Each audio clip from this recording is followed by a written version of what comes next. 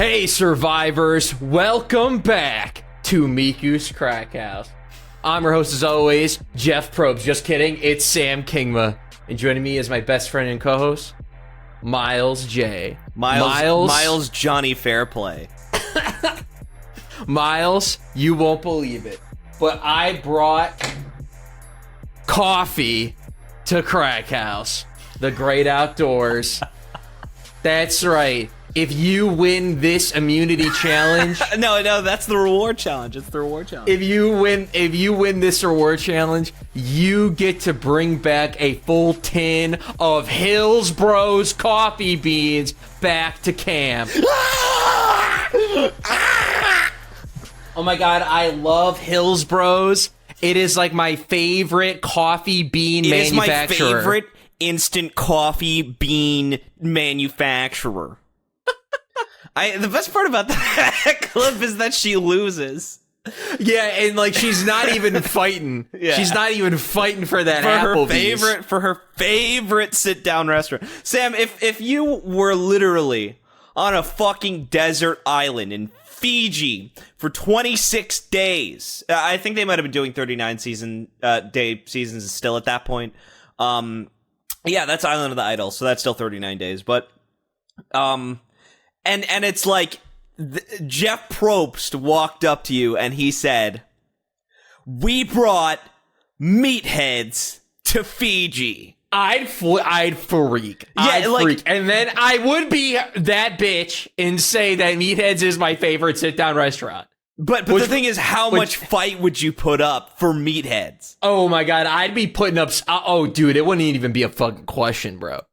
I'd every fiber of my being would be operating at 110%. My V4 engine would become an 18-cylinder. That like a hypercar. We're talking beyond supercar at that point. I'd be trucking along at 400 miles an hour through the mud. Oh my god, dude. I'd be like Michael Phelps, fucking swimming like crazy in that pit of gunk. That gunge in the gunge. Yeah, that's what's okay. So I mean, let's just rip the Band-Aid off right here. I've done nothing but watch Survivor and do freelance work. In that order, actually, my day starts with Survivor. How many episodes do you watch of Survivor in a day? I mean, here's the thing. So a lot of it is put on in the background. Like, that's the nice part about reality TV is that, like, you don't have to look. Like, unless it's one of those infuriating fucking scenes where they're talking under their breath and you gotta read the subtitles. But I reached a point where, like, that level of audio balancing, like, I'm like a dog. I can hear that frequency when other humans can't. I can now hear the specific frequency of reality show whisper. Where every word of reality show whisper is fucking crystal clear to me. It's like I'm at a rock concert when I hear that. I'm giggling. Shit. I'm laughing at myself because I know exactly what, as an editor, I know exactly what you're talking about. Yeah, that like all the audio's played at like -20. Like it's below -24. It's below -24. A lot of them do like -32. Or something like that, where it's just like, it's just too quiet. But that's such a funny observation. You're so right. Like Real Housewives, Survivor, they're all gonna balance their whispers at the exact same decibel. They normalize it. They normalize it.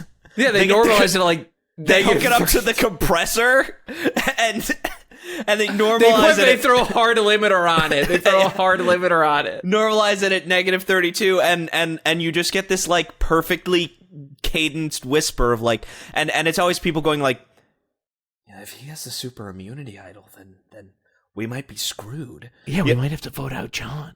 Yeah. I think it's finally time to vote out Philip. Like, and they just talk like that, where, like, it's the funny thing is that their hands are always on their hips, and their eyes are always as wide as seemingly possible, while they're whispering about, I think it's time to eliminate Philip. Like, and it's just, I can hear that frequency now. Other people can't, but I can. Because I've just had to train my ear to not look over at the screen to hear what fucking Boston Rob is whispering when he's in Rob father mode. Like, this is what happens. This is your brain on 2000s reality television. It's just like you go from especially if you watch the content. Like, when I first watched the content, it was nonsense. Just the phrases that I heard in like these YouTube videos was garbage. It was nonsense. Where I would be hearing shit about the edge of extinction and Redemption Island, which of course they just call Redemption instead of it's not just Redemption Island. You got to shorten that to Redemption. Redemption. Yeah, and like at first Survivor Exile. Yeah, and so they would be talking about like the cinematic universe of like all these legendary Survivor characters. Yeah, because all of them play and come back. I found out recently because I've been watching a lot of Once Upon an Island, who you recommended last show. Yeah, it's a fun channel. Great channel. And he made a video where he ranks every single Survivor season. Yes. And in the top 10 seasons, I think season 40 is called Winners at War. Well, and there's the Winners at War. Lads did it. The Mad Lads did it. There's 2 Winners at War seasons? Yeah, 20 and 40 are Winners at War seasons. It's just crazy because 40 is when there's all winners actually for real, no cap. No, 20 is Winners. 20 is all winners? Yeah, I think so. Okay. Yeah, like so there's a couple weird seasons. Like the one you might be thinking of where it's not all winners is Game Changers. Okay. Yeah, there's a couple people who just like played once and their games were relatively unimpressive, but they were available, so they bring them back as Game Changers. But yeah, 20 and 40 are Winners at War seasons. And the idea of, you know what's funny? You know what's better? Here's the kicker. Season 40, 21 contestants, all winners. That's fucking hype. Yeah. That is so sick. That is so cool. But I didn't watch any of the footage because I didn't want to see who wins Survivor. Yeah. Well, that's what's fun is like once you know the name of a lot of these winners, like he'll just reference them or he'll pull them out. He'll be like it'll just be like a name that you're like, did you make that up? Where it'll be like, we haven't seen a villain this hated since Jerry Manthe of season 2. Like, and the thing is, his cadence is so specific. He's gonna be one of my new favorite YouTubers to impersonate. Like him, Shrouded Hand, Nexpo, Nightmind, like just all these people who have these very distinct speaking patterns. Dude, one of these things is not like the other. Yeah, one of these is not covering like crappy horror. That he's just covering like the most fun reality show, and he'll just be like, season 38 was one of the most controversial seasons of Survivor ever. And he's such a character. Like, there's such a subtle character to Once Upon an Island. True. Yes. Where like he's like a Christian, but it's not like that. It's not that significant. Like, he brings it up every now and then, and like there's no problematic Christian beliefs. Like, he just seems like a good, by the Bible, it doesn't turn the other cheek Christian. The Christianity is not relevant to the content. Until the fact until the end of every episode where you get a Bible verse, and it's not, and it's that infuriating thing where it's not the actual Bible verse, it's the fucking citation of the Bible verse where it's like, oh, you want me to look this one up, huh? You can't just give it to me? You want me to crack the Bible open and find it and leaf through it? I saw that at the end of, because I watched one of his videos to completion and saw that. I was definitely like a little confused for a second. I'm like, oh, is that a Bible verse? I'm like, oh, I guess it is. So like, okay. Yeah. And at first I thought it was like relevant to like the episode or something. No, these are just Bible verses that, well, they are relevant, but like I thought it was like an artistic choice, I think is what I was trying to say. Wait, so yeah, it is an artistic choice. They are relevant Bible verses. You said it yourself. Yeah, but I thought it was a one-off artistic choice. Oh. like similar to how like every Kojima game starts with a different like historical quote. Like, I thought, okay, this is the one where he throws in a Bible verse. Next time we're gonna get a Satra quote, right? You know, like I wasn't thinking about the fact that like Christianity is like a big part of his brand. Well, it's a part It's not of really his a brain. big It's part not of his big. brain. Survivor is a big part of his brain. There's one in particular, though. He does get really heated as a Christian when he's talking about the cult alliance, where they manipulate Brandon Hance by like playing to his Christianity. Like when 3 of the 4 of them just blatantly aren't Christians. And it's just because Brandon Hance is a mentally broken human being whose connection to God is like the only thing keeping his sanity while he's on this island. Like he's like in love with this swimsuit model on the island, and he's like begging God not to lead him down the path of temptation in fucking confessionals. Just like insane shit. Dude, that's an awesome character to have on Survivor. Oh, yeah. I don't Well, care the what best anyone part says. is that he is the fucking, I think, nephew or like cousin of one of the most infinite players, Russell Hance, or infamous players, Russell Hance, who was like one of the premier Survivor villains. Yeah, he's season 2 or 3 villain, right? No, Jerry Manthe is the season 2 villain. Richard okay. Hatch is the season 1 villain, who, I mean, by the way, like, wins the season. Yeah, he wins, right? Yeah, and it's like what a fucking that's like Phantom Blood, right? Where the first fucking season ends with the hero dying. Like what a bold statement from Survivor. Yeah, I guess it shows that like it's a game where heroes and villains it's a game where heroes and villains can exist in the reality because the nature of the game both can win. Yeah, it's not like they're railroading like whoever's the most popular character or the hero. Like if the tribe wants him out, they want him out, you know? And especially like the thing about Richard Hatch was he was the first person to get the game and get that it was a game instead of just like a dumb reality show where whatever happened. Like he played the game.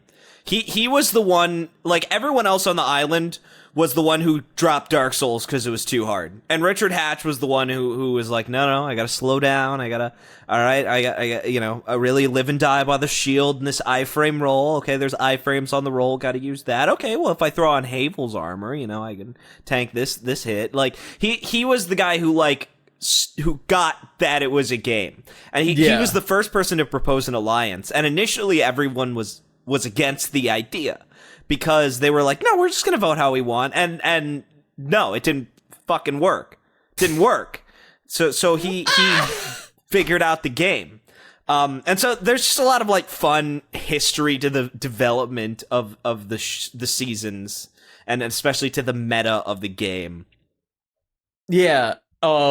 It's so interesting. And something we've talked about too that's the beauty of Survivor is that the game can only really be understood by actually watching a fucking season of Survivor. The game cannot be explained to you, really. You need to actually watch it in order to understand how the game is played. Because it's a social game. Yeah. It's Among Us. It is what it is. It is Amogus. And alliances are the imposters.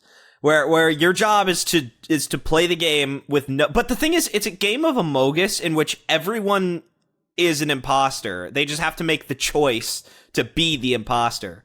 But obviously, and you have some people who are more predestined to villainy than other people. Like Terry Dietz, was such a straight shooter in his season.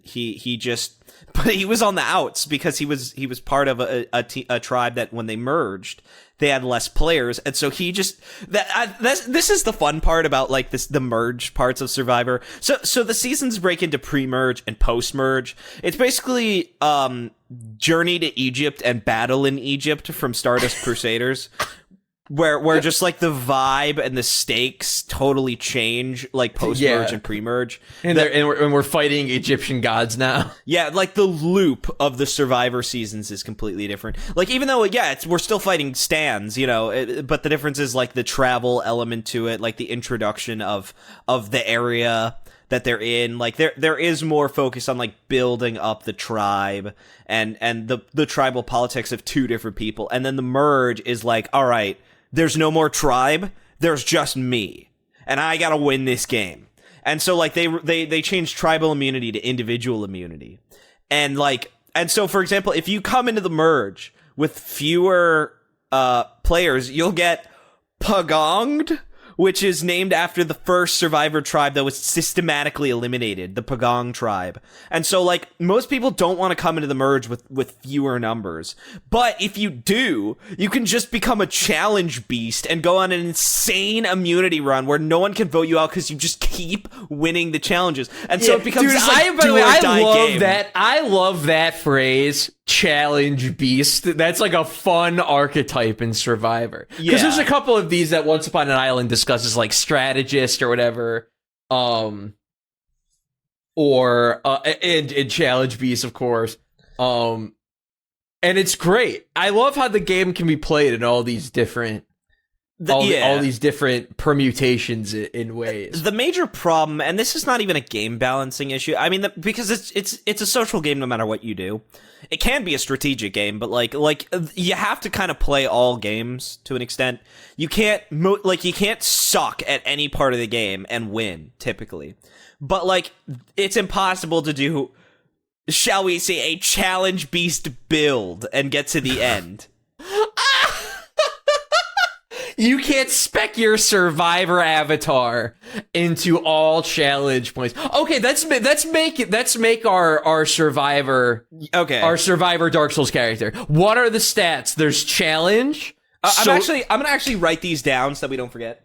Sounds good. Actually, hold on. Do I have a notepad? I don't. I just gotta pull out my keyboard. It pulls it off the fucking ground. Well, my desk is not very big. My desk is not that big. No, okay. I understand. My desk is big. Okay, so our stats are, all right. Vitality, obviously. Vitality. Yeah. We'll do vitality. Work ethic. This is, building the camp, going out spearfishing, hunting. Whereas vitality is, like how much energy you have. General, right? which for this will be both health and stamina. Right, exactly. For this game. Okay, so we have vitality, we have work ethic, challenge prowess. Yeah. Okay, challenge prowess, charisma, obviously. Charisma, yeah. Yeah, charisma. We need a couple more.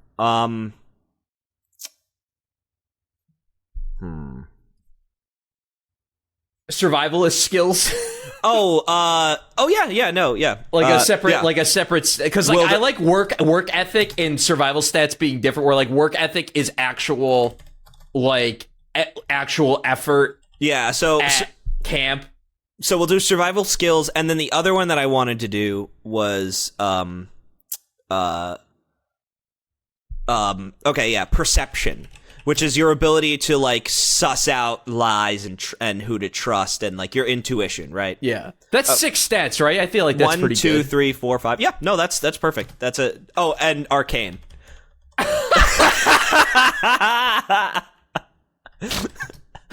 You know what it does? Yeah, you know what it should be luck. Okay, yeah. No, we'll do luck. Luck, boost item discovery. Yeah, no, boost idol discovery. Boost idol discovery. Yeah, and also so luck is your chance of winning the rock draw. It's your chance of boosting idol discovery, right? Yeah. And I would also say it's that, because there's one other thing. Oh my god, it's another challenge based thing. I don't know. Okay, yeah. So, but we'll you know what? Just for simplification, luck is idol discovery chance, with or without hints, and rock draw or like tiebreaker type thing. Yeah, I'm gonna count fire making under survival skills. So, yeah, definitely. So, just as our description, vitality is endurance and stamina. Dude, this is so funny. Work ethic is self-explanatory.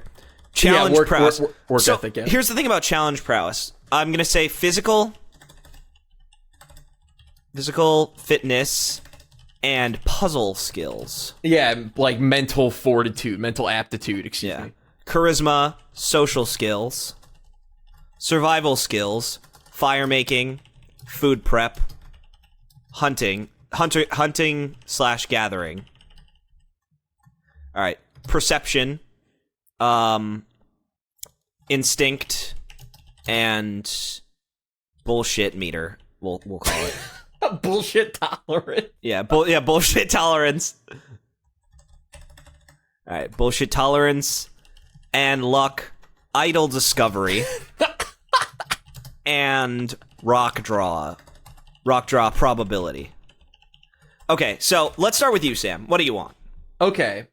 I think I want. Can you, by the way, send him in our send it to me on Discord so I can take a look at the stats as well. Okay, yeah, as you go. What? Okay, how much? Let's say we start at level 20. Okay, so you got 20 points. We get 20 skill points. Okay, yeah, cool. We got 20 skill points for our aptitude on Survivor. Okay, I think I am taking 7 points in charisma. Okay, that's big. Yeah, charisma is going to be a big stat. I feel like that is so huge. Yeah. I'm taking 4 points to perception. Okay, yeah. No, so you're doing a social build. You're doing a social build. Yeah. Cuz you're already down to 11. You're already down to 11 points left. Or no, you only have 9 points left. 9 points left. Yeah, I'm taking 0 in luck. Wow. Okay. So you're not getting and you're not finding any idols. I'm not finding the chances of me finding any idols, even with a hint, is 0. But even on here's the thing, Sam. So your character has to avoid a tie at all costs, depending on the season. And this is not that bad. This is not that bad of a thing because now with the fire making challenge, your likelihood of doing a rock draw is almost 0 unless they bring back the Survivor auction. Yeah, which then it's so does the auction, when the auction was a thing, did that appear like mid-season? Yeah, it was usually post-merge. Typically. Oh, okay. I haven't watched that video yet. It's on the docket. It's in the watch later. Because I really want to know the rise and fall of the Survivor auction. And what a fall it is, by the way. It is a hysterical kind of fall. Anyways, so you have 9 points left. Yeah, with perception, charisma, and luck all accounted for, which then remains us with vitality, work ethic, challenge, prowess, and survival skills. So between the three, you could cleanly divide it by 9 in theory. Well, it's actually 4. It's vitality, work ethic, challenge, prowess. Oh, you haven't done challenge, prowess. And then survival skills. I think I'm going to take 2 points in survival skills. Okay, so you here's the thing about that then. You cannot get a tie vote because you will lose the fire making challenge. Probably. Okay. I'm coming in pretty low. We assume that because if we're playing by cyberpunk rules or traditional D&D style rules or whatever, like when you're starting stats, 3 is average. Yeah. And then everything above 3 are the Disco Elysium rules. 3 to 4 is average, 4 is above average, and yes, my charisma. So I have extreme charisma, above average survivor perception, no luck whatsoever, bare basic survival skills, slightly below bare basic. You probably can't hunt for food. I think probably 2 for challenge prowess. Okay, so you are playing a purely social game at this point. You have interest in immunity, 0 interest in immunity, and 0 interest in you don't want any votes. You want to try and win that perfect game. Yeah, and then the difference, and then I have 5 points left between vitality and work ethic. And I think in the game of Survivor, your own health and stamina outweighs the work ethic. And I feel like as someone with high social skills, I can work my way into other stronger players' alliances while still being able to be well liked by all members of my tribe and ideally the post-merge tribe if I were to make it that far. Right. So I'm going to take 3 in vitality, so like pretty basic level of vitality and stamina, average survivor level HP. And a 2 in work ethic. Okay. So I do the bare minimum. I do no more than my share. Just your share. Yeah. Okay. So you have a 3 in vitality, a 2 in work ethic, a 2 in challenge prowess, charisma 7, which means that you're basically a savantic player, a savantic social player. 2 in survival skills, 4 in perception, and 0 in luck. So basically, your game, Sam, your game is that you have to play a purely social game. You will rely on your alliances. And you are going to have to get as few votes as humanly possible the entire game. The entire time. So basically, you have to be well-liked. You have to be well-liked, and you have to carry your weight just enough, but you also have to have the social skills necessary to not only form an alliance, but I would argue to be the main component and leader of the alliance. Oh, okay, so you think I need to be the ringleader of the alliance in order to make it work? Do you think with my perception ability at 4, I'll be able to achieve ringleader status with my high charisma? I think it's possible. I think the more important thing is that with perception, you have to be capable of spotting a blind side before it happens. You have to be capable of like not only spotting a blind side, but averting a blind side if it's coming to one of your members. The major thing about it is that like when a blind side or when a vote out is about to happen, you are going around camp. You were literally zipping around fucking camp, lumbering around like a fatly lumbering around the camp, just like going slow, no vitality, no rush, no hurry. You got to save that energy because actually, you know what? No, 3 is a pretty average, so you don't have to lumber fatly. You could probably do a nice brisk walk around camp, nice power walk around camp, and you got to go to every single person and you have to whisper to them at negative 32 degree decibels or negative 32 decibels normalized. About getting out someone else. So what you're saying is that I guess, okay, here's the question. Hero or villain? Are you going to be a hero or a villain character? What does that mean in Survivor exactly, to be a hero or a villain necessarily? Basically, it's playing an honest or a dishonest game.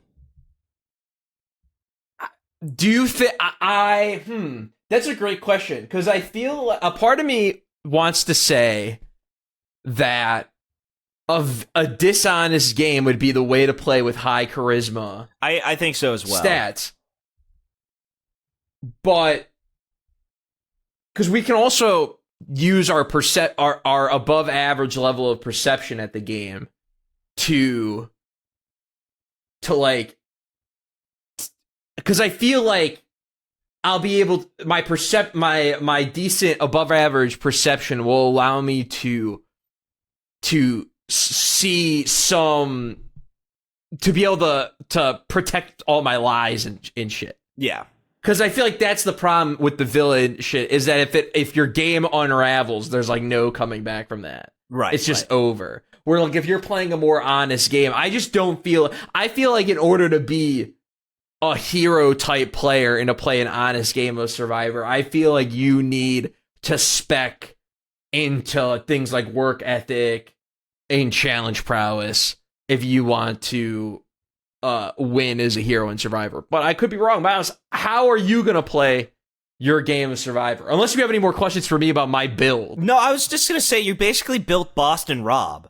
Like, oh, really? You basically just built Boston Rob. Like, the reason I asked hero or villain is specifically because Boston Rob kind of...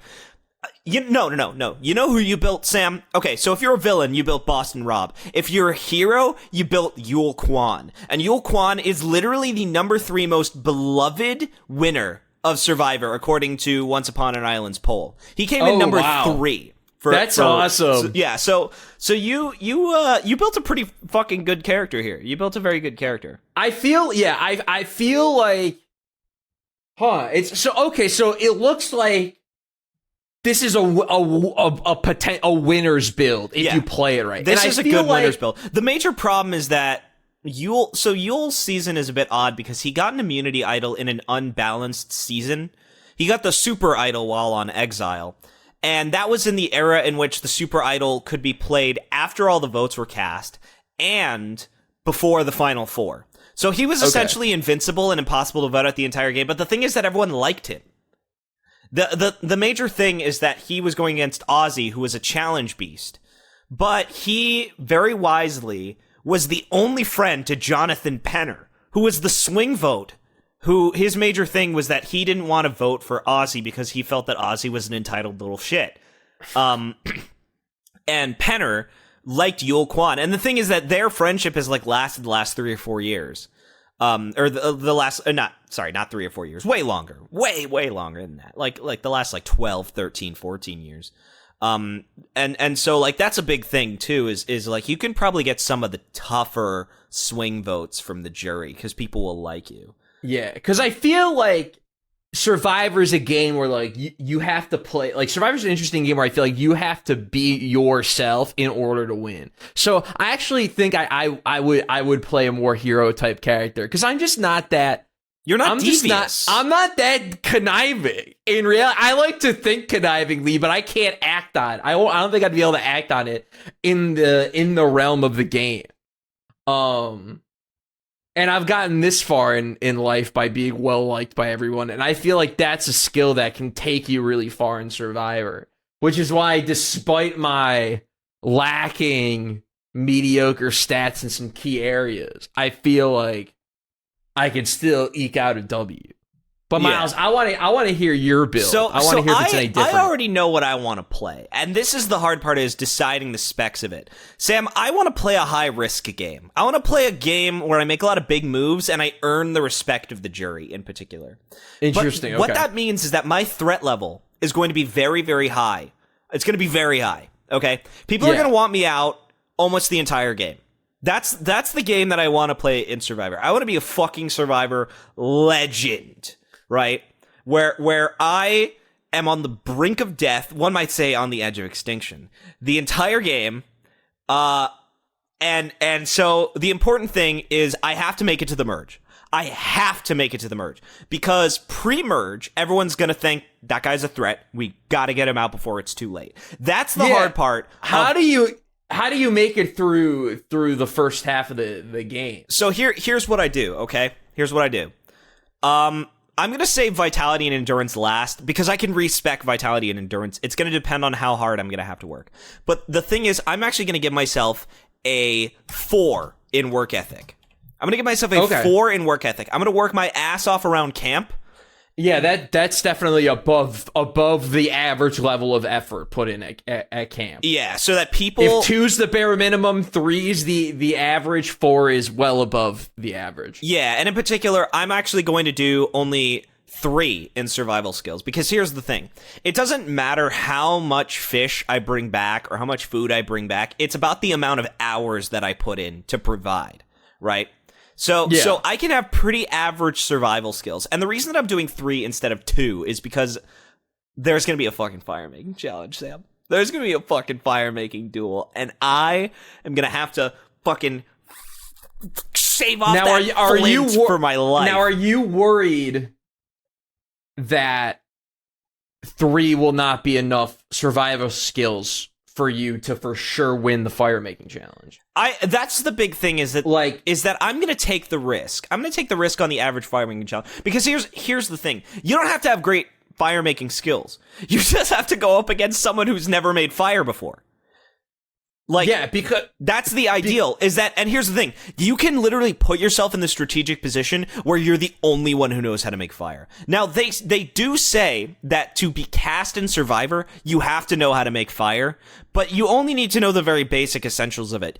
If I am the one with a high work ethic, I can make the fire every day and ensure that whoever I'm going up against has less fire making experience. Interesting. Okay, so by using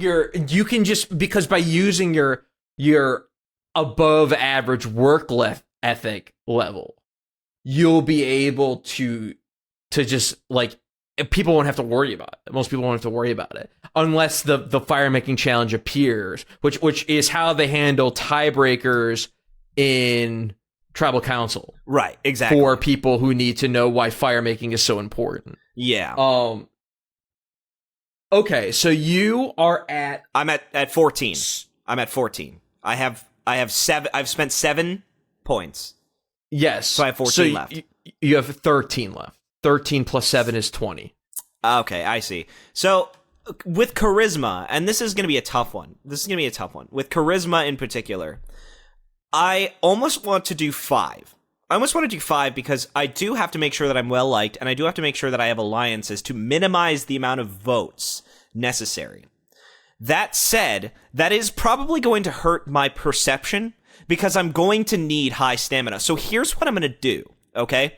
I'm actually going to give myself 5 on charisma. I'm going to give myself 5 on charisma, and I'm only going to give myself 2 on perception. Wow, so you actually have like a below level of perception. Do you think that's okay for this kind of build to not be able to... If I'm well liked and I'm valuable to the team, I don't need a high level of instinct and perception because people will come and give me information. And all I have to do with my relatively below or above average instinct is just determine whether or not I think that information is true. But people you have a low will bullshit tolerance. Yes. So people with a high level of charisma or perception skills themselves, because we got to remember they can still dupe me. The other players in this hypothetical like version of Survivor also have their own stat sheets with their own skill sets. So like if someone comes to you with like a high like a level 4 or 5 perception at your level 2 perception, like they're probably going to be able to pull one over on you, or at least present something where you can't maybe fully confirm if it's bullshit. You know, it might be like you might not be able to fully tell. Yeah, and so that's a big risk that I'm taking. It is a genuine risk, but I'm relying on the fact that I am well liked and I'm massively valuable to the tribe, to the point where people, if they hear whisperings that I'm about to be voted out, I would have strong alliances, because 5 charisma is still very good for a strong alliance. Very true. That's super high. Yeah, and I would have people who come to me very specifically if a blind side is about to happen. So I have what now? I think I have 8 left. Yeah, 4, 5, 3, 2. That's my specs. You have 14. You have 6. Okay, I have 6 left. Okay, so this is the tricky part here. Okay, now I'm actually going to need some very good challenge prowess. Okay. Yeah. And so I can't have. I'm actually going to give myself 0 on luck, as you said, because I'm actually going to rely specifically on being a challenge beast. I'm going to rely on being a challenge beast to do this. But this is the problem, and I actually think that I'm going to respec. I'm going to respec a little bit, okay? I am. Damn, he barely didn't even play, and he's already respecing. I'm going to respec a little bit, okay? Because if I want to be a challenge beast, I am going to need a good amount of vitality. But here's the thing: you need to find the respec idol. Yeah, before you're able to respec. Okay, you know what I'm actually going to do? I'm actually going to put my challenge prowess at 4. I'm going to put my challenge prowess at 4. And then I'm only going to give myself a vitality of 2, which means that I work in short bursts, right?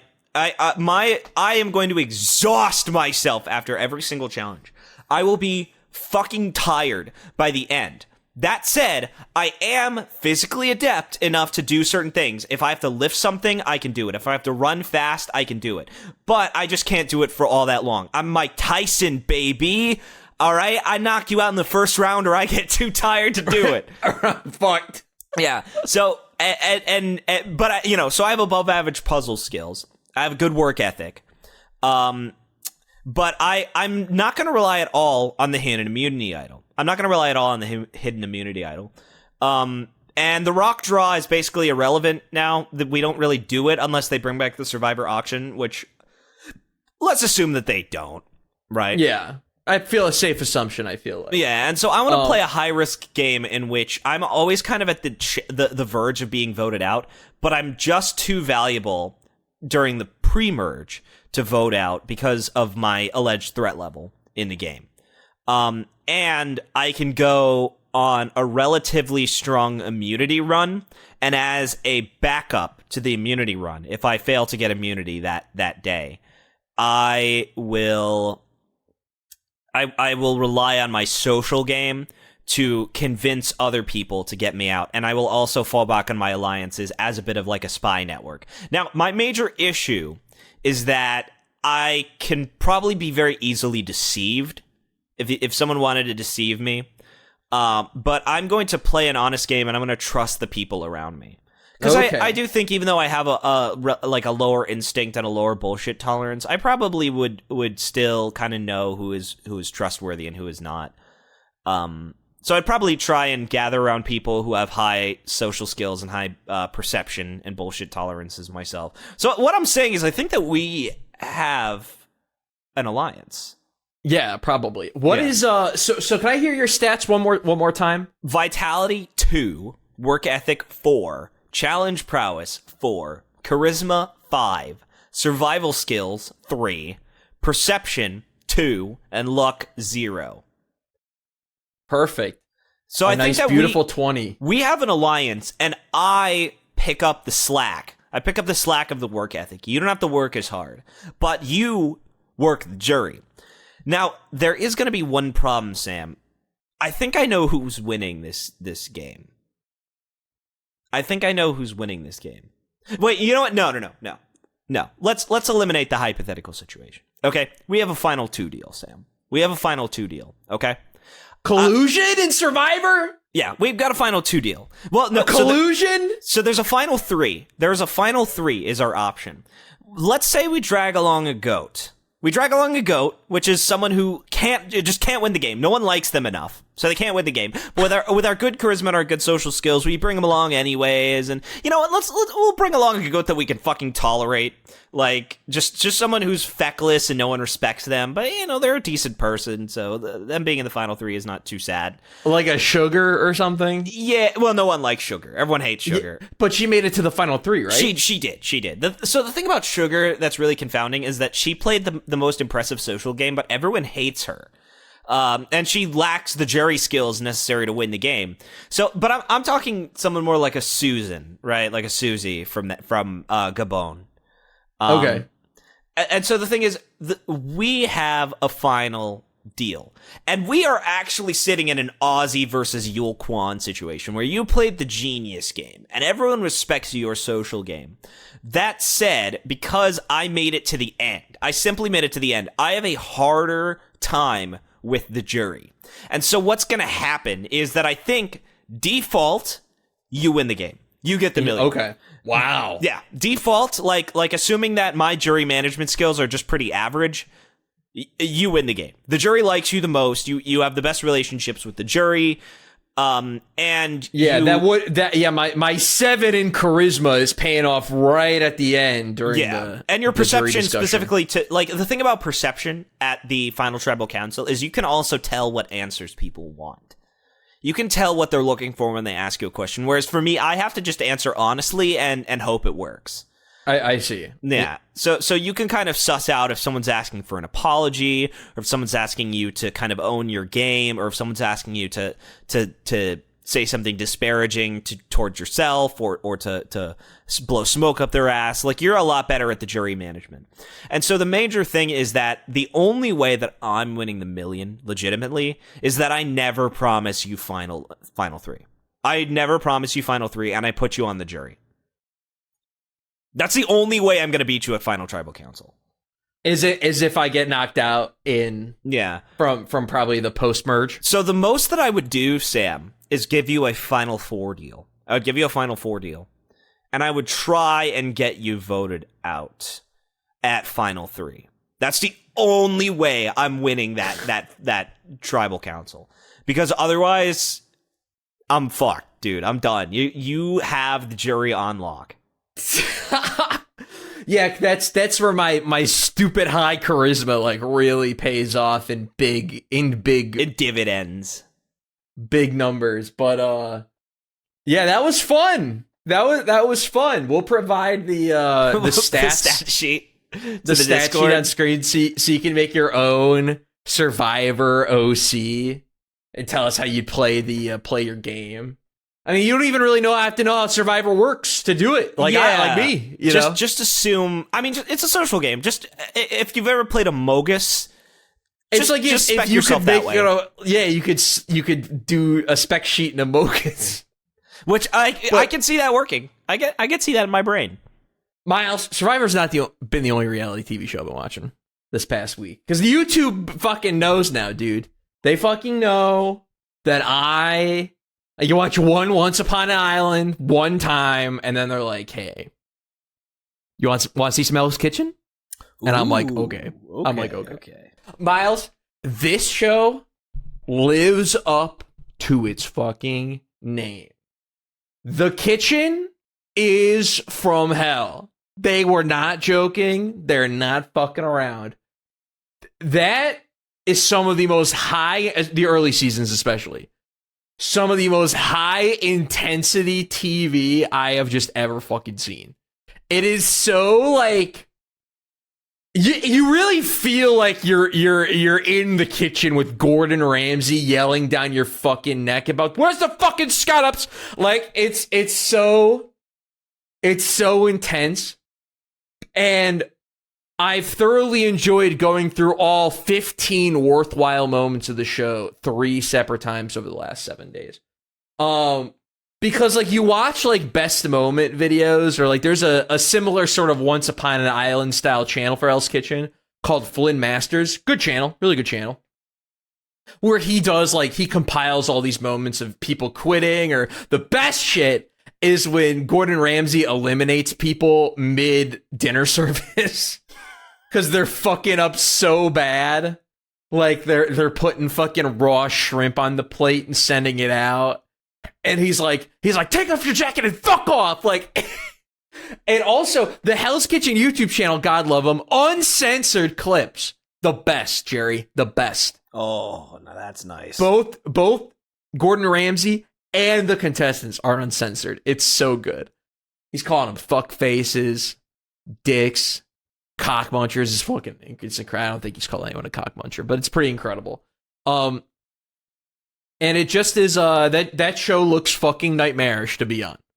That show it truly is a hellish nightmare. That's one of those shows where like you and I think with being a chef, like you already kind of are there mentally. You have to know. You truly have to know, like, this is what I want so much that I'm willing to not just like get a job at a restaurant, but like get a job in the worst possible kitchen that could ever exist. Yeah, because so in case people don't know, the reward for winning Hell's Kitchen is the job of head chef at one of Gordon Ramsay's kitchens around the States or whatever. Like he or she, whoever wins, becomes the head chef at his like restaurant. And that is like such a shitty reward in the grand scheme of like, yeah, you win the opportunity TV. To do this forever. Yeah, like if you win Survivor, you win $1 million or like $600,000. After but Obama you win takes money. Legendarily, after So it's more like $6,000 after Obama takes it. Or like Amazing Grace, you win $1 million or $600,000 after Obama. Jeffrey Epstein takes it. Yeah. Well, Amazing Race, both Survivor and Amazing Race are still on, so Epstein takes his cut. Yeah. Epstein pays Jeff Probst now, but it's Yeah, you just get to fucking be in Hell's Kitchen for life. That's your reward for winning. Just to continue to do it. Doesn't that feel like a Twilight Zone ending?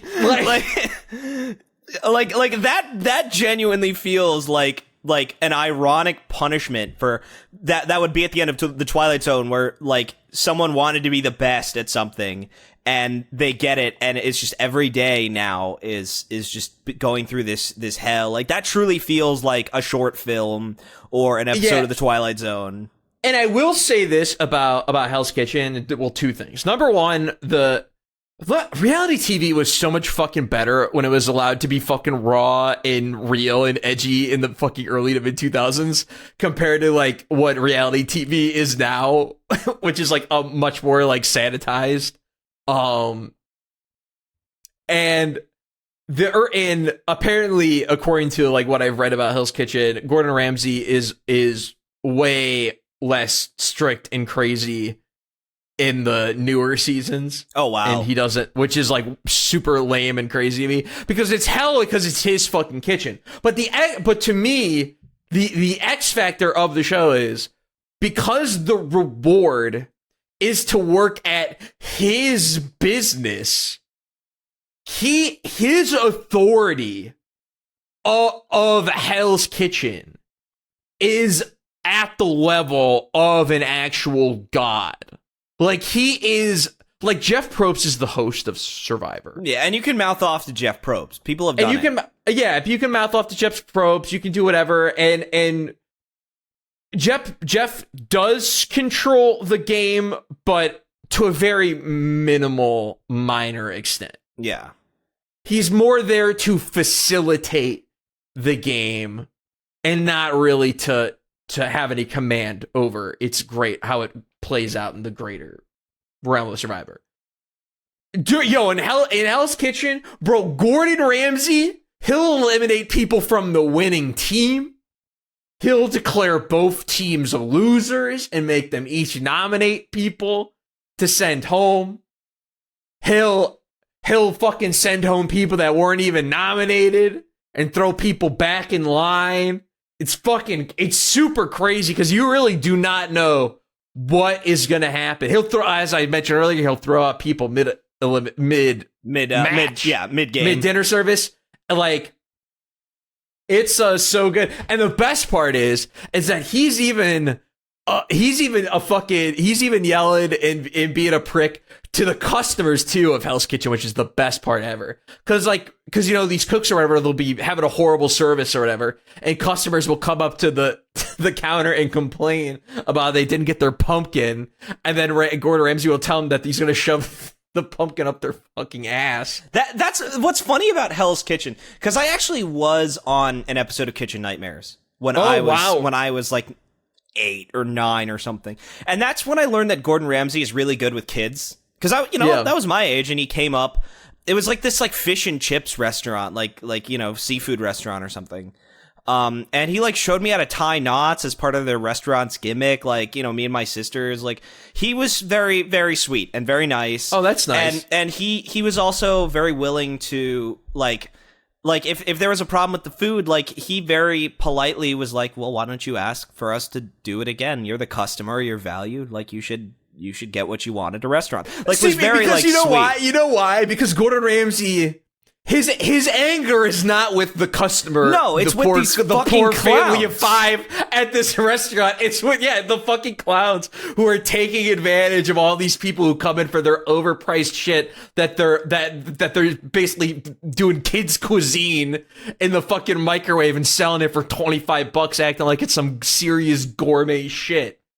But it is one of these things where like both Kitchen Nightmares and Hell's Kitchen, they're the worst shows to possibly be on. Like with Kitchen Nightmares, if nothing else, it's a chance for you to kind of turn a failing business around. And that's valuable to an extent. But like the actual customer going to eat the fucking food, like, has a fucking 50% chance of having one of the worst dining experiences of the entire life. Because guess what? The problem with Kitchen Nightmares is often down to the staffing. It's often down to the people who are fucking working there. And unless and honestly, it's not even that. It's honestly management most of the time. Like the mid-level management is where a lot of these restaurants fall. Yeah, and so, like, unless you do just a complete fucking top-down sweep of the restaurant, just, like, what really needs to happen is that fucking Gordon Ramsay needs to fire the entire kitchen staff and hire a bunch of new people. Like, that's how you fucking save these restaurants. And so, basically, when you're on Kitchen Nightmares, in this reality, he would... his job would be to come in, tell you your food sucks, and then fire everyone for you, and then rehire for you, and then all you have to do is learn your business management again, and maybe retool your menu, and probably work with Gordon Ramsay to retool the menu. But this is some shit that's always been the case with like Bar Rescue and shit too, which is very similar. Like John Taffer comes in, trains a staff of 5 people for like 4 days on how to handle a crowd of people coming into a bar, and like remodels the bar so it's actually efficient and is not a total shit show of a fucking place. Yeah, and Kitchen Nightmares attempts to do that, but like the problem is just that like with a restaurant, it's not that simple. It's not as simple as, okay, pour from the tap and prepare crappy like bar food, you know? Yeah, it's like much more complicated, and like you need people who like you need people who know what they're doing at a fucking bar, but you also need people, need people who know what they're doing at these high level restaurants, which is what Kitchen Nightmare is going to, right? Like he's not just going to like sometimes they'll go to like a family restaurant or whatever, but it's got to be a local spot. It's got to be like a spot, you know. He's not. But if you're taking a group of 4 people, you're dropping like $80 at least on right. Yeah, he doesn't always go to a place like a J. Alexander's or like, you know, even those kinds of really like nicer chains like. I don't know. Obviously, he's going to a local spot in which like he can actually make a major change at the restaurant. But even then, like because a lot of these are kind of like local places, they're still usually charging like, you know, a price point that isn't fast food or isn't, you know, quick service food like a Panera Bread or whatever. You're.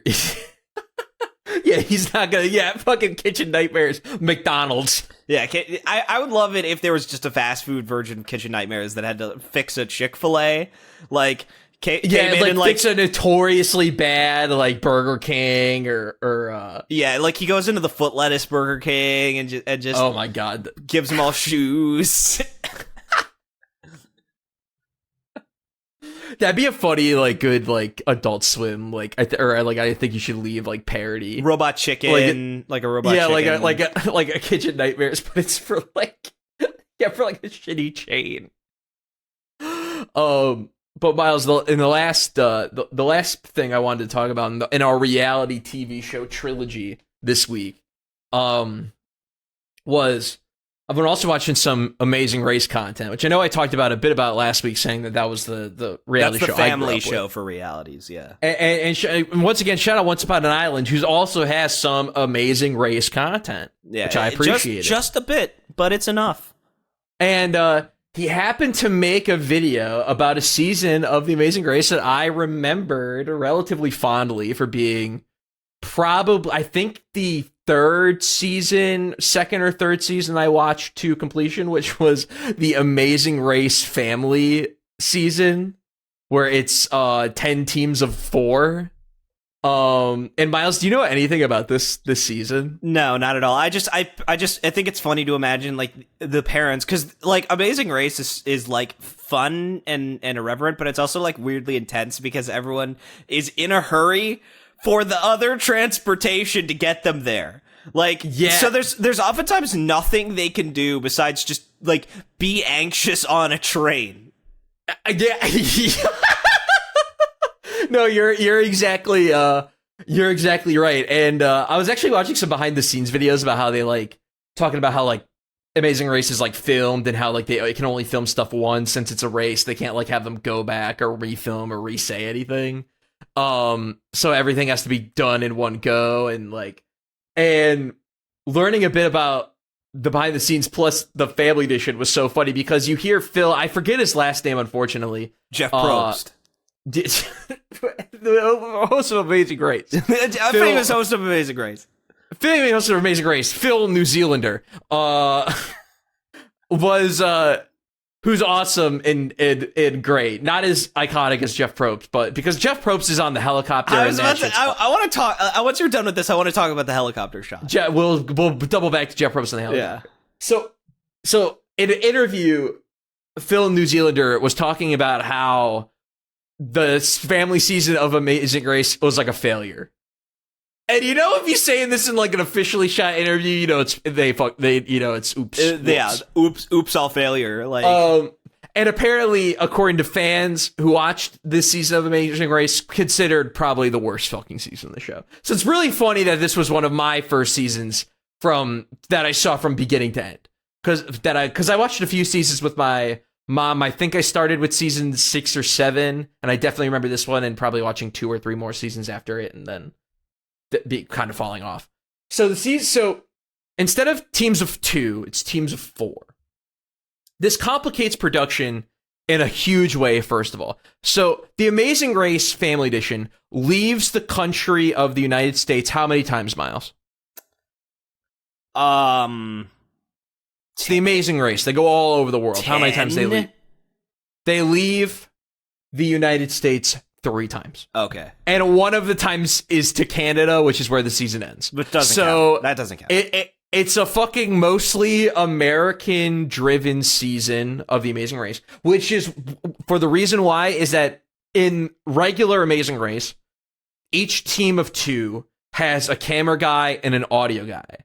And when they fly, they book flights for 4 people, which is why the planes always fill up super quickly on Amazing Race, is because they're filling in for 4 people.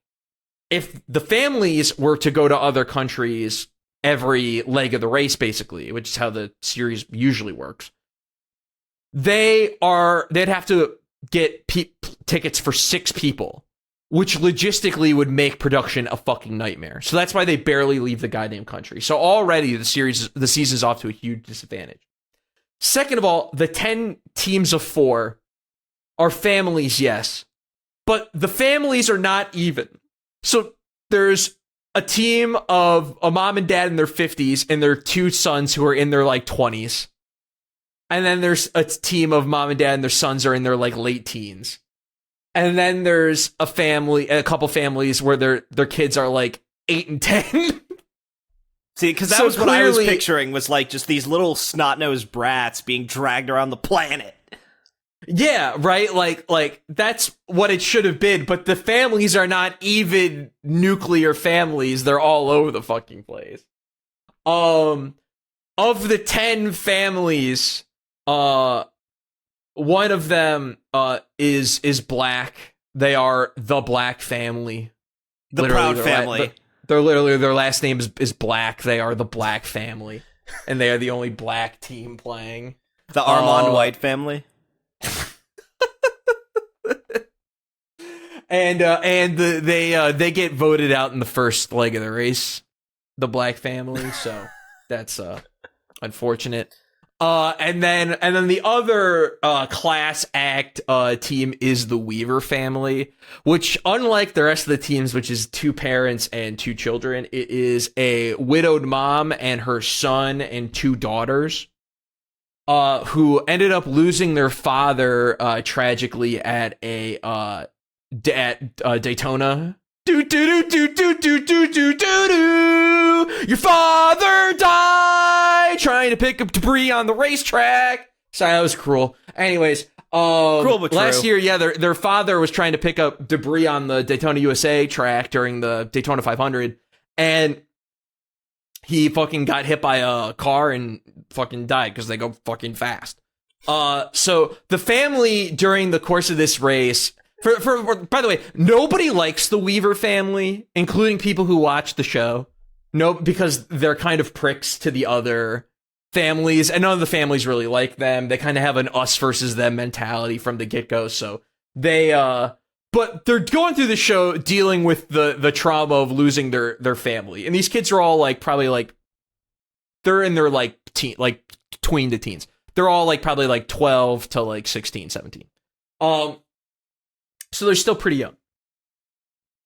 One of the challenges on the Amazing Race this season has them have to race a car on Talladega as a family. They have to get in a little buggy and drive around the whole Talladega super speedway. Which is not the track that their dad died on, but they had to go. It's a stark reminder. It's a harsh reminder, and they are they get the clue about the speedway, and the daughters are like visibly and audibly distraught about wanting to go to the racetrack. Like, we do not want to go to the fucking racetrack, but they do it, and then like 2 or 3 legs later, Myles, they have to go go-karting and go on a go-kart roadblock. And I think the mom is going around this track and the son and the 2 daughters are just like, they're just, the camera pans them and they're like crying as their mom is going around this go-kart track. And then there's another scene where they have to ride in a horse carriage, and their horse carriage like kind of crashes or like tips over, and that also causes PTSD for all of them because they thought their mom got ran over too, and they're like, oh my god, did we lose our mom too to another fucking automobile accident, even though this was by a horse-driven carriage and not a car. And I was you yesterday, Myles, hearing this information. I was like audibly I was laughing so hard. It's just so, because it's so cruel. The show just reminds it's them. Just like it's totally what it's so perfect because it's like so 2006. It hurts, you know, like so early to probably earlier than that, a few years earlier than that, like so early to mid 2000s. Like no one gave a fuck. Like this season is so funny from a modern lens because this shit would never fly today. Like people are, for better or worse, people are just too aware of other people, like what other their people got emotional going sensitivities. on. Yeah, it's like, you know, like you're never gonna have a season of TV where there's one black family and their last name happens to be black, and they get that's voted never out gonna immediately. happen. That's never gonna happen again. You're never gonna have a series where a core part of the family competing is their dad dying in Daytona, USA, and then they force them onto the racetrack. And then they force them onto Talladega Speedway, which is like the most cursed track in NASCAR history. Like, yeah, do a quick lap. By the way, like, they have to do a lap in like a push cart. Myles, do you know how long Talladega Speedway is? It's like 2.5 miles. They're on this shit for like 45 minutes pedaling around thinking about how their fucking dad died on a track just like that. They pass by like literal like scorch marks in the asphalt. Just constant reminders of, because you know what they needed to do? They needed to put them in a car with Danica Patrick. Because, like, there's, like, a 75% chance Danica Patrick would crash the car and kill their mom. Yeah, don't you feel a little closer to your dad now, guys? Yeah, now that your mom's been killed. Oh, yeah, and, like, so the kids are all crying while they're going around the racetrack, and the mom's trying to tell him, you're like, you know, your dad actually did love racing, you guys. Like, this is something he was passionate about and did care about, Like, you know, it's genuinely tragic what happened to him, but, like, it's just, like...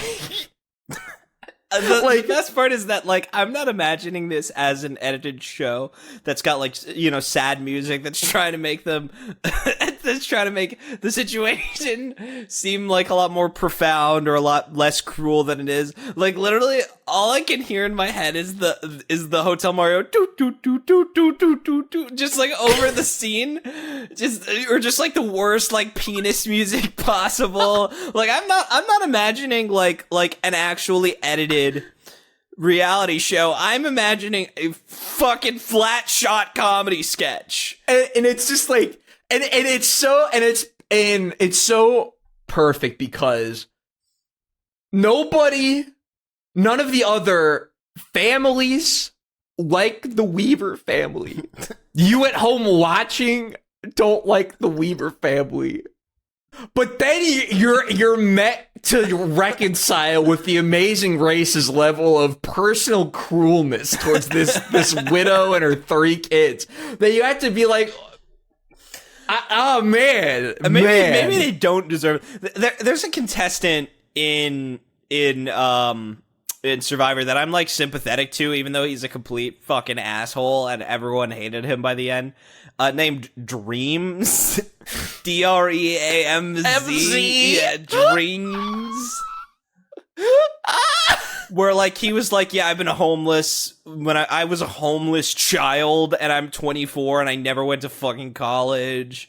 And I'm a fucking cheerleading coach, like. I just do what I can to get by. Like, I took care of my sister when we were little. I dug through the fucking garbage.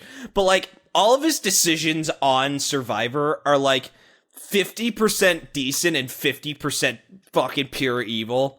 Like he's, like, as much of a hero as he is a villain in that season, and he just keeps making, like, decisions that make everyone hate him. And just makes everyone, like... But then they'll cut to this, like, you know, this thing where he's eating food, and he's like, if I could have told my 7-year-old self who was digging through the garbage that we'd be eating food like this, and you're forced to reconcile with the fact that it's like, damn, I feel bad for Dreams again. Like, it's just, that whole season is 50% like you feeling bad for Dreams and you like wanting him to succeed. Like it feels like it's like watching Better Call Saul, where like you're kind of like, God, I really hope Jimmy turns a new leaf and solves his problems, even though you know it's not gonna happen. Like the very similar experience to watching this American tragedy, Better Call Saul. It's just such a funny, like, there is something really funny about all the intricacies of the reality show, of like how some people just become villains, but like they're decent human beings in real life that just happen to get edited like that, or like the fucking Weaver family where this like truly real life tragedy occurred that made them like less fun Amazing Race characters and into this like completely like sympathetic in real life family. Yeah, it's very fucking interesting. And also, one last point about the family version of Amazing Race. By the way, the Weavers make it to the final 3, I think, but they come in last, like hours behind, as they fucking deserve. Which is great. The best part is that when Phil New Zealander is explaining to the host of whatever, probably some CBS probably program about Amazing Race behind the scenes, about like why the family season didn't work, and he's just like you know, I just hate it, you know, it just never's fun telling someone that they've been eliminated from the Amazing Race, that they gotta go, and then I gotta do that to a bunch of kids who are crying on the mat. like, and I gotta look them dead in the eye and be like, yeah, you were the last to get here, it's time to go home. Like, yeah, all your dreams are ruined. All this time you spent with your family, it's irrelevant. None of it mattered. Like, yeah. And then the other kick-ass season where it was like, I actually respect the attempt. Nice try, but no way. Amazing Race Blind Date, where they set up seven teams of people who have never met before, based on their preferences of like what their type is, plus like we both work in the medical industry, so clearly we'll bond together. Yeah, that was a fucking failure. That wasn't gonna work. Yeah, like I was just, immediately you're like, I don't want to work in the same industry as you. Fuck off. Like, basically, of the 7, because Once Upon an Island, great video about the blind date season of Amazing Race. There's a great, so basically, of the 7 couples, 2 or 3 of them are friend zoned like immediately. There's one couple that seems to kind of be working out, And then there's another between this like blonde chick and this guy who just wants like nothing to do with her, who have the worst communication disorder I've seen between two human beings like on television. It's incredible. They end up those two end up making it to the top 3. They're at the last objective where it's a roadblock, so only one of them is able to do it. And there were 2 roadblocks in the final leg, and the guy Blair did the first roadblock. So Haley, I think was her name, has to do the final roadblock where she needed to get up into a tower and find the like red and yellow Amazing Race like imagery, which is where the last leg was. And then from the bird's eye view location hanging off the side of the tower, then she had to get down, find a taxi, make her way there. They are like so far ahead of the other 2 teams in the final leg of the race, but she fucks up the final task so bad that they end up coming in 3rd. Because she just cannot locate the fucking flags. And she thinks that they're on top of some building. And then they hop in a taxi. Dude, they have to go back to the deck. Go up. Get harnessed up and suited up. Back outside to find where the flags are. And they lost $1 million. How about that? What and this is some chick you don't even know, dude. And she costs you like $1 million. Because you're going to split it. So that's $250,000. Probably in reality, it's like about $250,000. Gets it. How do you feel about that, Myles? You are doing nothing but playing this fucking intense game because there are no breaks really in the Amazing Race. All the rewards earned from the Amazing Race are given well after the show's aired and shit.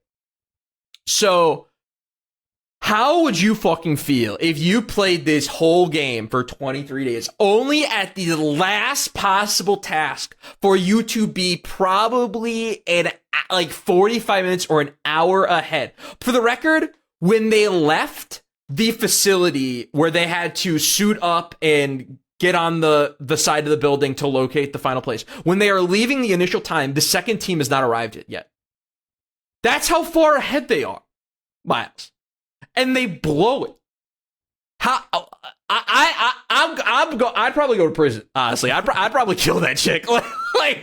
That's what I'm imagining though is like I'm imagining the stakes of the Amazing Race this particular season is it's like fucking Puka, where like Puka Puka likes Garu and Garu doesn't like Puka, but at the end they have to get married. Like I'm just picturing like, and so like if those are the stakes and he wins the $1 million, but he has to get married to this bitch, like I've spent all $250 on a messy divorce with alimony payments, just it's fucking incredible. And then the other golden couple, the other golden blind couple are these 2 gay guys who don't work out and get basically friend zone each other almost immediately. However, the dynamic is that one of the guys genuinely wants to play the Amazing Race. Like, he fucking joined because he wants to play the Amazing Race. The other guy joined the season because he was looking for love. And he felt like the only way that he was going to find someone compatible was if he found someone on the Amazing Race. If he joined it on the Amazing Race blind date Hail Mary. Season. That is such a Hail Mary because like it's the first season they're doing this. It's not even like The Bachelor or something. Yeah, where that's like an established, like everyone gets it. Everyone who goes on The Bachelor knows what they're getting into and knows what they can win or they can lose. And like what I think is really funny about like the idea of getting on the Amazing Race blind date in particular, you're not hurting for dating shows. There's a shit ton of these, and like, and all of them have terrible premises. All of them have the worst premises you've ever heard in your entire fucking life. But like, there's like 20 of them, like at least. Yeah. It's so fucking. And none of them require you to spend thousands of dollars on transportation and just be stressed out for a month. So basically, like, at the end of day 2 or whatever, when the guy who's looking, the gay guy who's looking for love kind of realizes that Kurt, I think his name was, realizes that it wasn't going to work out. He's just not really in it. all the way, and the other like guy is like so mad because he's like, I came here to play fucking Amazing Race, and my partner is down in the dumps because like we're not gonna get together. Like, yeah, but like that guy. I'm sorry, but that guy is such a bitch. Yeah, no, I agree. Play it the fuck out for $500,000, $250,000 after Epstein gets it. Play it the fuck out. I know it's so ridiculous. Although I gotta be honest, I have to look this up. I don't think there have been any quits on the Amazing Race. Like that's impressive considering like just how much. And maybe how much intense shit? Because I won't count any like medical evacuation type shit. Are very I don't think that's happened, but I won't count that. I don't think there's been any raw quits like there have been in like Hell's Kitchen or like Survivor. And I will say, dude, quits in Survivor are awesome because Jeff Probst is not having it. I love it, dude. I love how he just rails people for quitting on Survivor. It is so good. He has no respect for them. Because the thing is, they fuck up the season. They fuck up the episode. They fuck up production. Like, it's probably like thousands. If they had a challenge, like, that probably cost thousands of dollars set up, now they can't do it. Like these, like, quitters actually fuck up Survivor. Yeah, also you just reminded me that Gordon Ramsay on Hell's Kitchen once fucked over they fucked over a Caribbean cruise reward because he was like he declared both teams losers during a reward and so no one got the cruise on the show. So they had to like they basically production owed the cruise liner like a shit ton of money and stuff because like.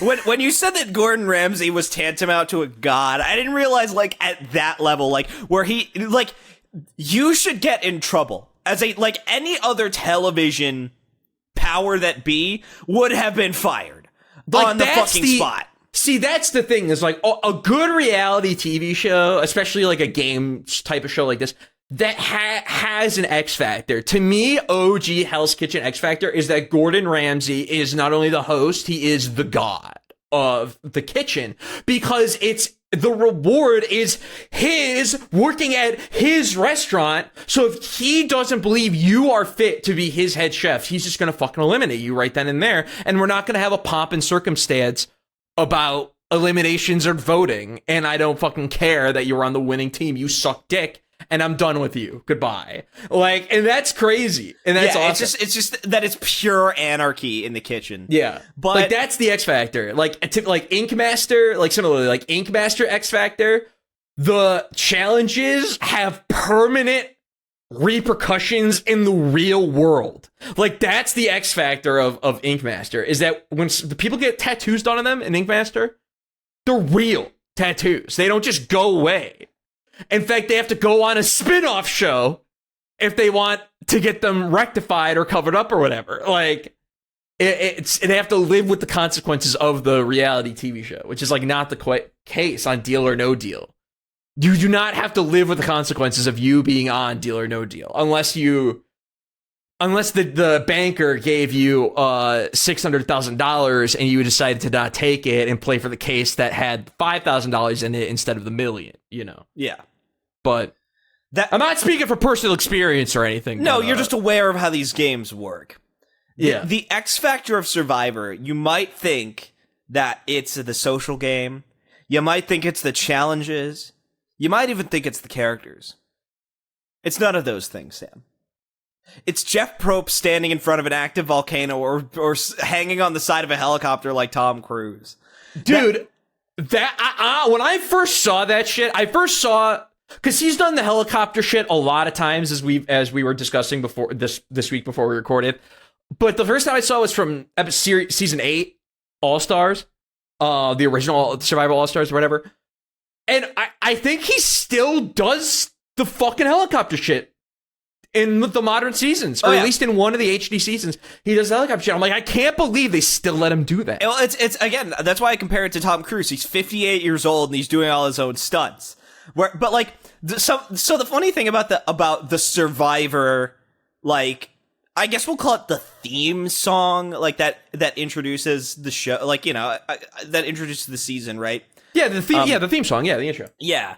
But like, so it's kind of always the same. I mean, so they've changed up the music a couple times, but for the most part, like you know the rhythm of it. You know, it's 39 days, 20 people, 1 survivor. Yeah, and then like they have the longest zoom out in the industry. Like, I'm convinced that there's never been a greater zoom out in the world. In fact, CBS needed the world's, that's where it airs, right? CBS? Yeah, CBS.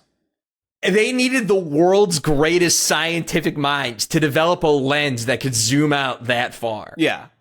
And like, here's the thing. It's obviously speed ramped, you know, it's there's some effects, but like, that lens goes so far out. I cannot fucking believe it. Cause like, it'll probably just be mounted on like a helicopter, you know, drone or something like that. But like, they will zoom in from Jeff Probst standing on an active volcano that is literally fuming sulfur behind him to zooming out to the entire island. And it has the most like primal hair on your chest, like tribal singing when that happens, that like sounds like you're in Lost World from Sonic Adventure. yeah, like that fucking chant is so like, it is big cum. When you hear that chant, it is big cum, because you fucking know that you're in for a season of Survivor when you hear that shit. And like, but the zoom out is so insane, and that's probably why they do the helicopter, because the helicopter doesn't require the fattest zoom you've ever seen. And like, I stare at these zooms in complete and total awe of the power of this lens, like whatever lens they're using. And also, I need to say this about the helicopter shot of Jeff Probst, because Jeff Probst, he's standing on we have the power of the internet on our side. It's been 10 episodes or 12 episodes since I've actually used one of these, because you know how Riverside is. Very it's a pain in the ass. And he's like, 1 survivor, and then the fucking helicopter goes sideways. Look how he's just chilling. It literally banks. He's like sideways, holding himself up with nothing but his goddamn right hand and left foot. He's in a fucking flamingo position. He's a mad lad. Try and go back a couple seasons, because this is season 8. Like, go back to, like, I don't know, the 20-second mark. Because there's one that's pretty, maybe even, it might be Australia. So go back from, the Africa one, which is the one that came directly before. Yeah, that's the one! When he's in the drop ship! Are you fucking kidding me? He's in the drop ship! Hey, Myles.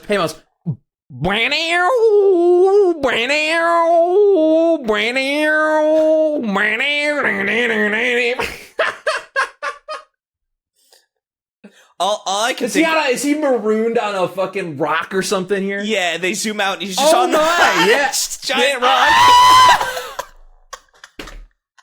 So let's go through... He's not harnessed. Let's go through all of these. Let's just go through all of these real quick, okay? Because we got 5 fucking minutes. So let's start at the beginning. All right, we're gonna start for round 0. Really hope. Don't fuck us. Don't fuck us. So this is a classic one. Just all the maroonings. Yeah, this is where they start. You know, simple. We didn't know what it was gonna be, right? Yeah, but then the drop ship comes out. That's fire. The camo. Yeah. Fucking. And they're going. By the way, they're going into the Australian outback. This one's mediocre. We gotta do a tier list of these though. Like a tier list of Jeff Probst. Yeah. So this one's cute. Yo, low key, kind of digging the little early 2000s picture cut. Yeah, like, that's a good zoom out.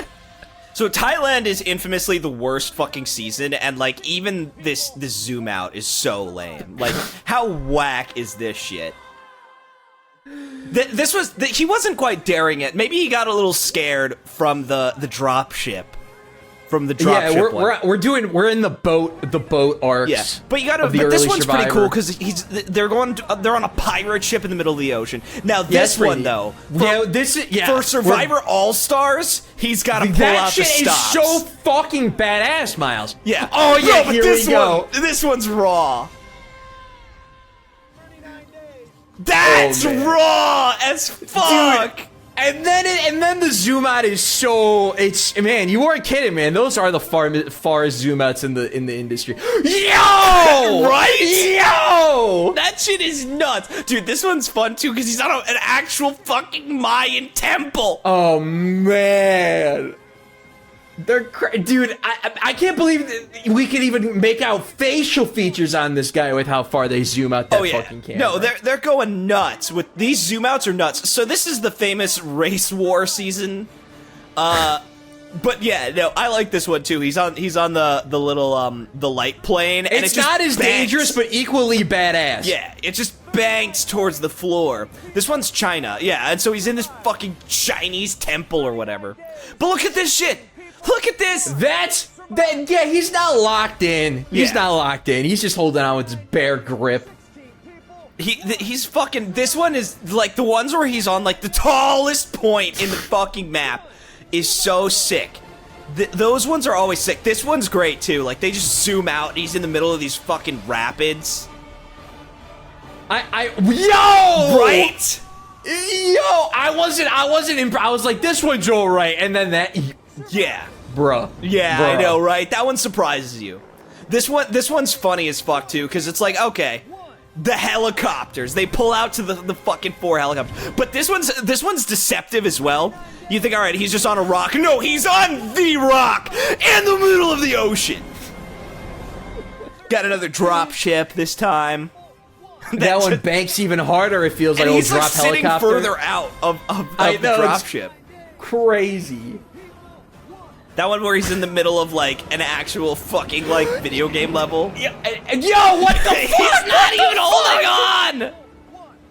He's not even holding on that time! He's just leaning on it! Man, after that one, the speedboat just doesn't hit the same. Let's see if the zoom out hits, though. Yeah. Oh, it doesn't even zoom out. They cut. Oh, no, they cut away. Cringe. That one's weak. That one's weak. Cringe. That's definitely D tier. That's a D tier. I bet this one's gonna be good. I bet this one's gonna be sick. Powerful. The helicopter comes out from behind him. That one's powerful. Oh yeah, that's pretty cool. Yeah, they filmed that at like 6 p.m. at night. Yeah. But look at that sunset. Okay, nice sunset. Nice sunset. And like the land is a little generic, but that one's like nice. See, but now we're in the standing on rocks era. I mean that rock was really, that wasn't an island. That was a sharp rock. That's not where they are. I much prefer when they actually show off the island they're gonna be at. Yeah. Like, but this time the water actually washes over him. See, like, that's cool, but they're not there. Like, they're not actually at that They're not living island. at that beach. And yeah, then, no, here we are in the boat era again. Like, okay, whatever. Yeah, but at least they zoomed out all the way to see the island, which I think is cool. That's a zoom. But I like this one where it's like he's showing the marooning, and then they just zoom out and show the fucking, like, island coming into view. Like, they're going there. They're there. That's nice. That's some nice, like, B tier. That's what we should expect. That's fire. Yeah, no, this one's like B tier, A tier, because, like, we get 2 zoom outs. I think that one's A tier, honestly. I feel like that's above. But this one, though, where he's on the shipwreck. Okay, that's S tier. That's S tier. That was S tier. Easy S tier. That one's fucking free. But this one's like a nice B tier shot. Like, the zoom out's really good, really far, but, like, he's not on the tallest rock. Yeah, I would agree. That's definitely B tier. Yeah. This one's a tall rock, though. That's a tall rock. A, above average for sure. Yeah, that was a good one. That was a good one. Above the bog standard. If I remember correctly, this one's like total C. Absolutely agree. Did not like the speed ramps. The speed ramp was terrible. Speed ramp was awful. That's a good one though. That's got some something different. That's a high A. High A because it was an automatic. Helicopter is basically weakest automatic helicopter shot, but that was the weakest helicopter shot, I think. Definitely. Man, they found literally the Among Us fucking island. Did you see? Yeah. Sus as fuck. Look at this fucking thing. It literally is the Among Us island. Anyways, I guess that's it. Yeah, Myles, I think this is a first for the show where we genuinely spent 90 minutes talking about basically one thing. Yeah. One general topic the entire time. That was the least completely disorganized episode, other than like coming back to Survivor after leaving Survivor. Yeah, that was a cohesive episode. That's good. It's all about reality game show nonsense. Next week it'll be about whatever crap.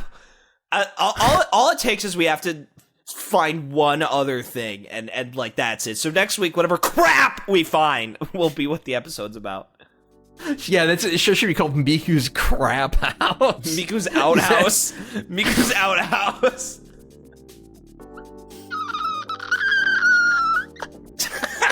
What was that? What are you, a tea kettle? What are you, fucking tea kettle?